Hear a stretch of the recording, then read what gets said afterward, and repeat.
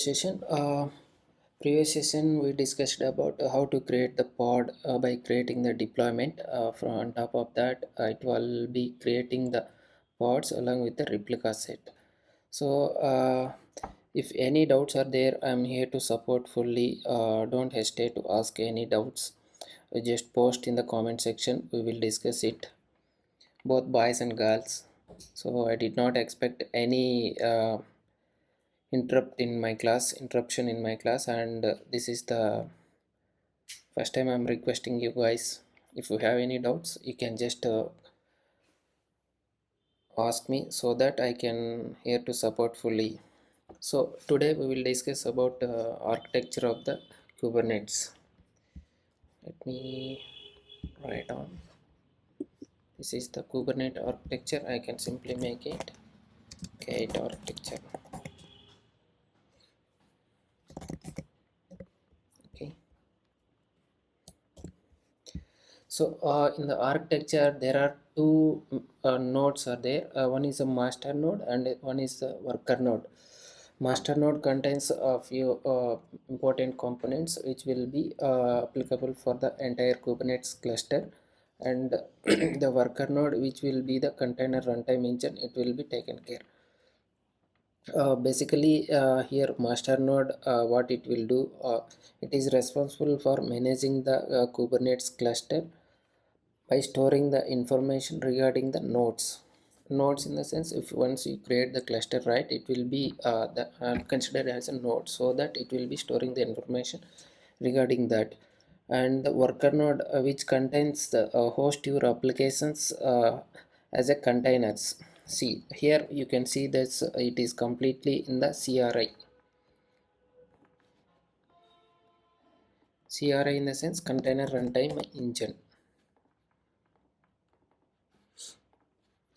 Okay, so we see this in the master node. We see some components: API server, etcd, controller manager, and scheduler. So we will discuss each one of it by going through. So first, it is the API server. What it will do, it is the primary component of the Kubernetes, so which is responsible for orchestrating all operations within the cluster. Main reason here is which will exposes the kube API server, which is used by the external users to perform management operations on the cluster, as well as container to monitor the state of the controller to make necessary changes as required. This is the main task for this. It will exposes the kube API, which is used by the external users. Then so it is the primary management component, and it first, once it receives the request, it will authenticate the request and it validates it. So then it retrieves the data from the etcd cluster. Etcd, we will discuss it. Etcd is a data store. It will store the key value format, whatever the cluster information. We will discuss it. And it retrieves the data from the etcd cluster and responds back to with the requested information. So here etcd, so here we came. So etcd, in the sense, it is the database and data store which will store the information regarding the cluster. Such information, like we can say, right, etcd, so it will be storing the data regarding pods, nodes, configs, that means configurations, secrets, bindings, users, roles, etc, etc. It will store the data. So all this information will be stored with the format of key value format, that is the data store. So when you hit the kubectl command, every information, when you hit the kubectl command, you are getting from the etcd a database or data store with the key value format. Okay, So guys, if you have any doubts, you can ask me. I will explain once more. So you got it right. It is the APIs or every communication happening between the API server from worker node to master node. So it receives the data and it validates it and authenticates it, retrieves the data from the etcd cluster, and it will respond back with the requested information. Etcd is a data store. So and then controller manager, a controller manager, what it will do, continuously monitors the state of the various components within the system, and which will works towards bringing the whole system back with the desired functioning state. Desired functioning state in the sense, so it will go smooth and transparent manner without any issues. So that will be monitored all the. There are two controllers are there in the node controller, replication controller, node controller within the controller manager, responsible for onboarding the nodes into the cluster and handling the situations where nodes becomes unavailable or get destroyed. So it will be handling the situations where nodes becomes unavailable or get destroyed. That is the task.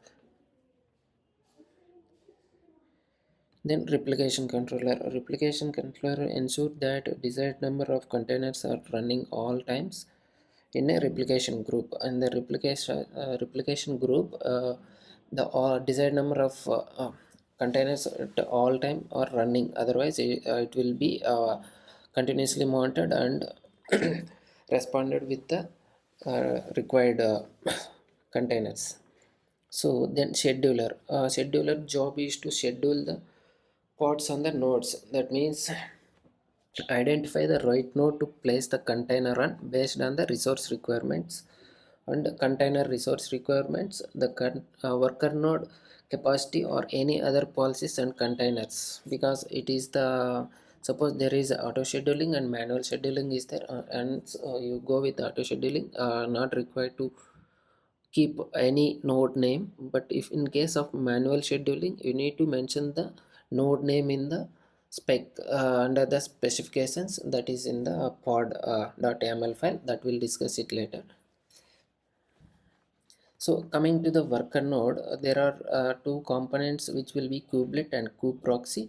The pod on top of the docker containers, the pod will be good there. So pod is a single instance of an application, that is the smallest object which will be created in the Kubernetes.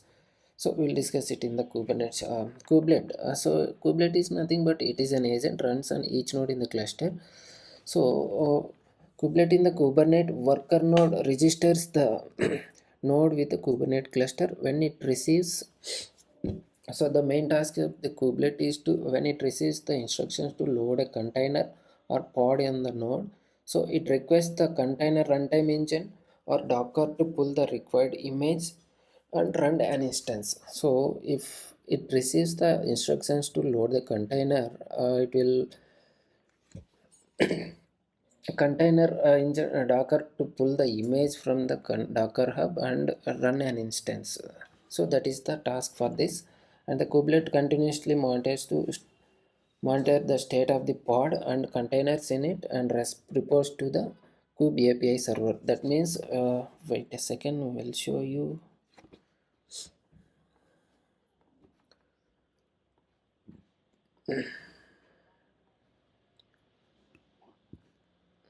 So this is how it will be going on.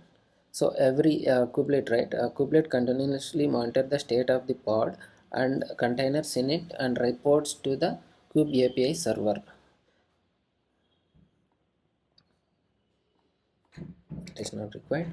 Okay, then kubeproxy, this is the, it will check whether the necessary routes are in place for the each node in the Kubernetes cluster. It is main job is to look for the new services, and every time the new service is created, it creates the appropriate rules on each node to forward the traffic to the those services to the backend pods. That is the task of this kubeproxy.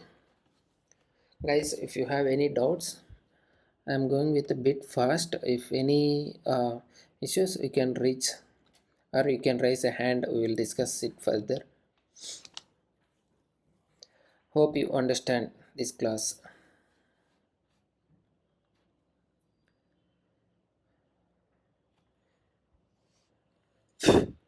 If any suggestion comments are more appreciated, we'll discuss on this.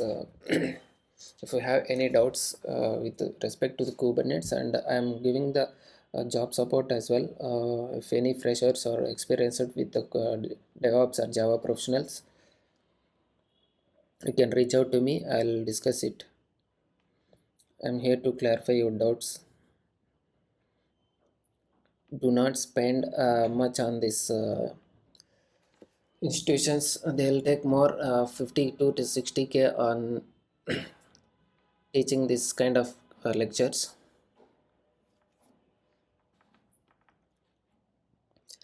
and I'll make you expert in coding with simple YAML file, and you need to do the practice. That is the more important.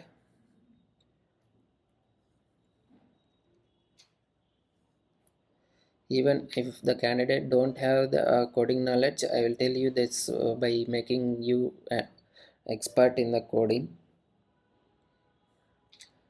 The only thing is regularly attend the classes and practice well and do the coding. That is the only concern. Thank you. Last session we discussed about how to install Minikube locally for Mac OS, and we have successfully installed. And today's session we will discuss about the objects, Kubernetes objects, how we can start with pods. So basically this Kubernetes uses YAML files as inputs for creating the objects such as pods, replicas, deployment, services, etc. etc. Before moving to that, we can discuss about the what are all the elements we need. I think this is the fields which is required to create the YAML file, and we'll open the notepad. We'll discuss on that. New document, not taking, no, wait for a second. Yesterday we discussed it, right? Okay, here we will discuss working with pods.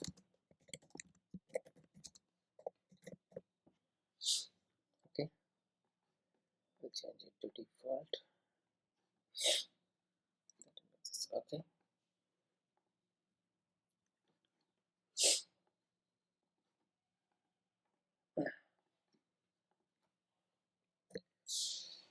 then so here working with pods. Pod is nothing but a single instance of an application. That is the smallest object which you will create in the Kubernetes. Pods usually have one-to-one relationship with the containers running in your application. Suppose if you are going to increase the pod account, that means you can scale up by creating the new pods, and scale down by deleting the existing pods. See, I can say pod is a single instance of an application,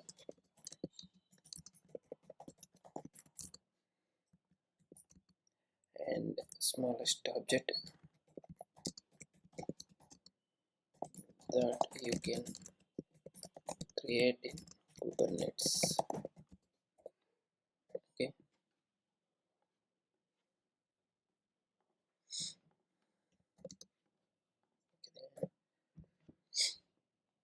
the next point is pods usually have one-to-one relationship.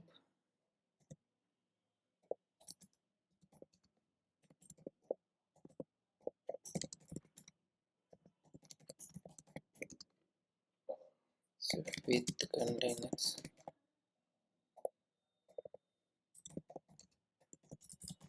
running in your application.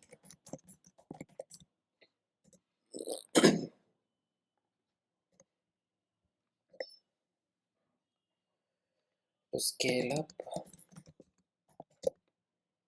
create a new pods,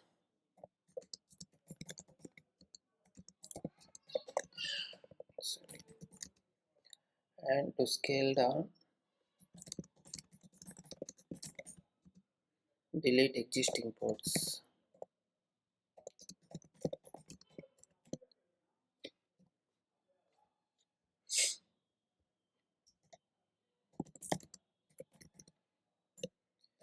This is how you need to work with the pods.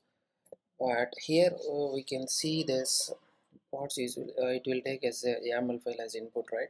So we'll discuss about yeah, the basic YAML file syntaxes that is familiar. If you are working with a YAML file, that is more easy.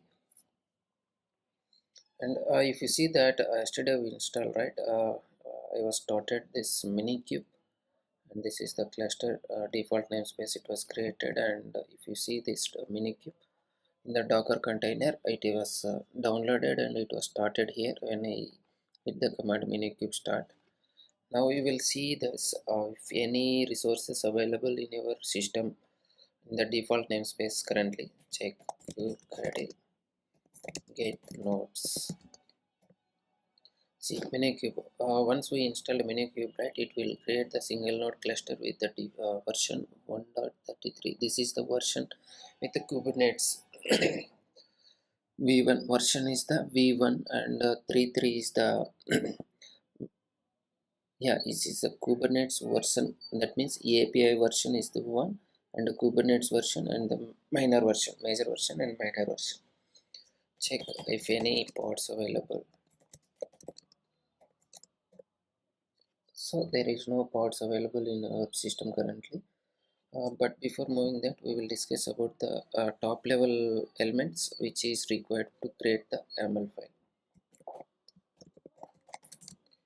API version, kind, metadata,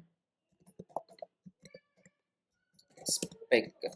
These are the top level elements which is available in the YAML file. This is the version of the Kubernetes API we are using to create the object. Depending on what object we are trying to create, and we must use the right version, otherwise we will get error.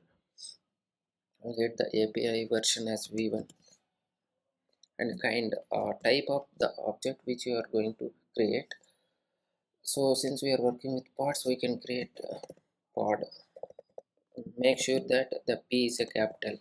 So suppose if you are working with a deployment, D is a capital, services S is a capital, like that. Likewise metadata, here we can say all these labels, names, and all, it will come here is the data object, like name, labels, and label names, etc.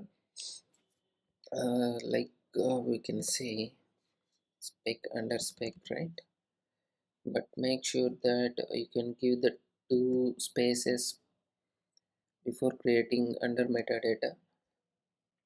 Then name, labels, I can say tire.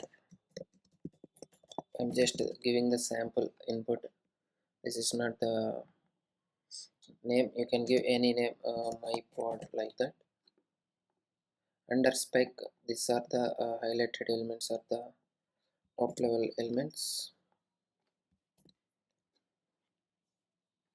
See API version, the current version of the Kubernetes API, and kind is the type of object you are going to create. Under metadata, we can keep names, labels, and etc, etc. As under spec, we can specify the image name and container. Suppose if you are working with Redis or nginx, we can specify these names and all here. Nginx name, image.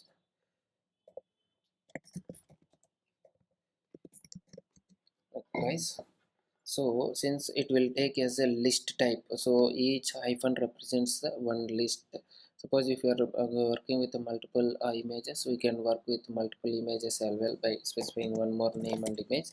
Likewise, these are the top level elements, and we can see how we can create here. Now I will create with a command line prompt. Since it is the single instance and the smallest object, I don't think so it will be available with the command. I will create the deployment and we can get it from there. Okay, we'll check the syntaxes. Create h, you will get the help from here by create kubectl create -h help. That means what are the commands available. See available commands here: cluster role, role binding, config map, cron job, deployment. So these are the available, but I don't see this pod is available. So we can create the deployment and we can see here kubectl create -f options. Okay, let me go through this, make it clear. Kubectl create deploy. Okay, my deploy name. Okay, name already given, kubectl create deploy my deploy image nginx, or else we can give this nginx deploy also. Okay, but we are not specifying anything related to namespace here, but keep in mind created. Now check kubectl get deploy. See, nginx deployment is currently up and running. So in the likewise, but once we create the deployment, it will create the replica set as well. The replica set, we'll discuss it for later on this. Let me check if it is available or not. Kubectl get deploy. Sorry, we already get it, right? It svc. See, Kubernetes. This is the default service name, and we will see that rs. Kubectl get rs. Rs in the sense replica set. See, if you observe clearly, so nginx deploy, this is the deployment name. Along with this, it was created one id. That means based on the, it was taking the prefix as a deployment name and creating the replica set. Okay, now we can get the pod. Get, sorry, get pod. See, this one also, it was taking the prefix as a deployment name and the other one as a pod identification. So currently up and running. When if we try to edit this deployment nginx, we'll see this complete configuration how it is working. Nginx depl edit, we must specify the deployment name. See, this is how it was created. Deployment apps v1. See, here the API version is apps v1, but what I told you earlier, this is v1. For deployment and replica set, we need to specify the apps v1, otherwise we will get the error, because it was creating this only for the services and pods deployments except for deployment and replica set, we need to specify the v1 only. Metadata, see, uh, we discussed this one. What are all we keep under the metadata section? We can see these annotations and the timestamp, labels, names, namespace. So this is the default one, configuration, and under spec we can see this replicas one selector match label. By default it was taking the selector as match labels.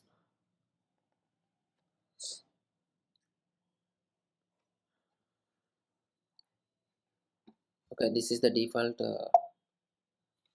no update is required. I can quit it. We'll see edit pod nginx tpl hyphen, what is that name, 68, right? We'll hit that one.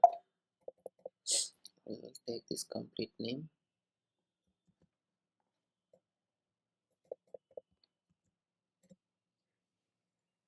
See, here the API version is v1. You clearly observe this one first. So for what we seen for the deployment, it is apps v1, but here is v1. What is the difference between deployment and this one? For deployment, which will create the apps v1, and here API version is v1. So keep in mind that both are different. So for pod we can see this kind pod. Earlier for deployment it is deployment, remaining things and all same, except under the container section we can see this replicas and selector labels, but here no selector labels because it is not a deployment, it is only the pod. Okay, more changes. Get pods hyphen n cube system. This is the default namespace for minikube. We'll see this what are all. See, yesterday we discussed this one as well. It is cd API server controller manager scheduler. These three things which will be available under the Kubernetes architecture of the master node. Master node in the sense four nodes, four elements in the master node and three elements in the worker node. Worker node kube proxy, container, kubelet. Three things available. I hope you got this, how you can create it. And I will create one more. It will create deploy, my deploy I can say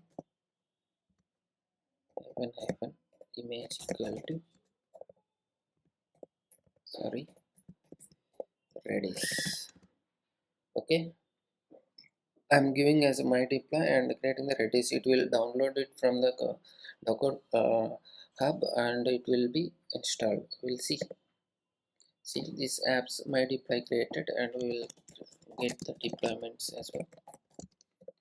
See, it is not till now. We'll see nginx deploy and my deploy both are available, and kubectl get deploy. Again we will hit this command.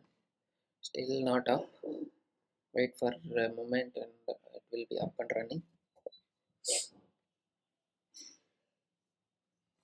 And hit the command. See, now it is up and running. What you have seen this last time, the same way we can get the control get or as replica set. See, there are two replica sets. Nginx is one, previous one. My deploy is the latest one, and we can see pod as well. Get pods. See, my deploy pod and Nginx pod both are available. This is how you need to work with the pods. That's all for now. And once it is done, we can clear all this by deleting the kubectl delete deploy nginx deploy. Nginx deploy is one, my deploy one. We'll delete my deploy first. So it has my deploy was deleted. We can get this command by hitting the deploy. See, now it is only one available. So once you delete the deploy application, it will delete the replica set. It will delete will also delete pod as well. Delete nginx deploy nginx hyphen depl. Now you can see the deploy empty, no resources. Kubectl get deploy, no namespaces. Kubectl get or as nothing. Get pods, nothing. So every resource will be deleted once you deleted the deployment, and it will be linked with the replica set along with the pod, so that it will be deleted. This is how you need to work with creating the pod via command line, and we will see a manual creation by creating the YAML file instead of command line. If you have any doubts, and post it in the comment section, we will have a discussion on that. And if you are interested, you can,